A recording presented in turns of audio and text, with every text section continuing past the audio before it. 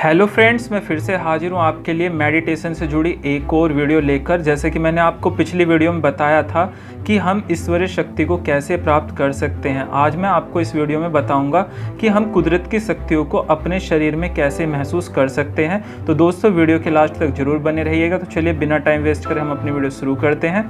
एक बार एक व्यक्ति जो कि एक कवि था, रात 9 बजे घर से यात्रा के लिए कहीं निकला। सफ़र लंबा था। उसने बस में ही किताब खोली और कुछ लिखने लगा।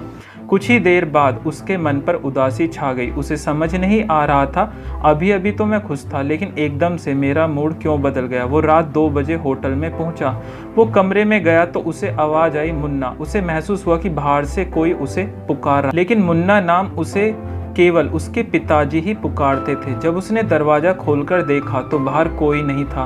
उसे लगा ये मेरे मन का वहम है। थोड़ी देर बाद फिर किसी की आवाज़ सुनाई दी, मुन्ना। फिर से उसने बाहर देखा और बाहर कोई नहीं था। रात 3 बजे उस व्यक्ति ने घर फ़ोन लगाया तो पता चला उनके पिताजी की 2 बजे मौत हो गई थी।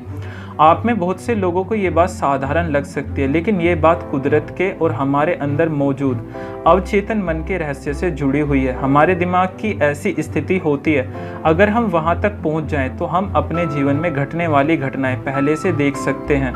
इस रहस्य की छोटी छोटी झलक आपको भी मिली होगी। बड़े बड़े कवि, लेखक, चित्रकार, संगीतकार अनजाने में ही इस शक्ति का उपयोग अज्ञानतावश करते हैं। इसलिए आप इन लोगों में बचपना जरूर पाओगे। ये लोग अनजाने में इस शक्ति का उपयोग करते हैं और दूसरी तरफ एक ऋषि मुनि इस शक्ति का उपयोग करना सीख जाते हैं।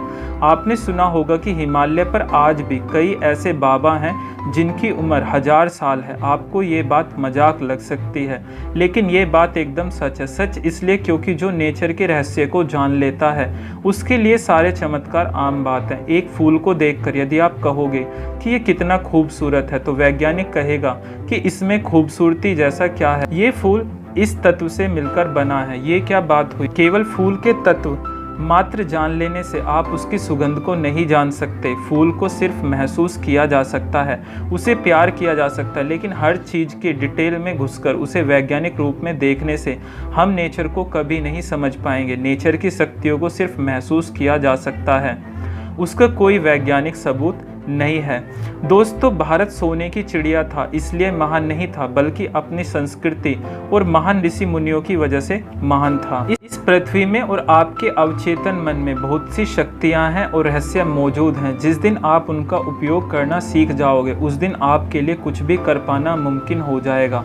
अपने अंदर उस शक्ति को ढूंढो, मौन हो जाओ। मौन की अवस्था में ही हमें उन शक्तियों की झलक मिलनी शुरू होती है। यदि भगवान का हिस्सा हमारे अंदर मौजूद है तो हम कितने ताकतवर हैं। आप सोच के देखिए, जिस दिन खुद को जान लोगे उस दिन आपके अंदर स्वयं भगवान का वास होगा।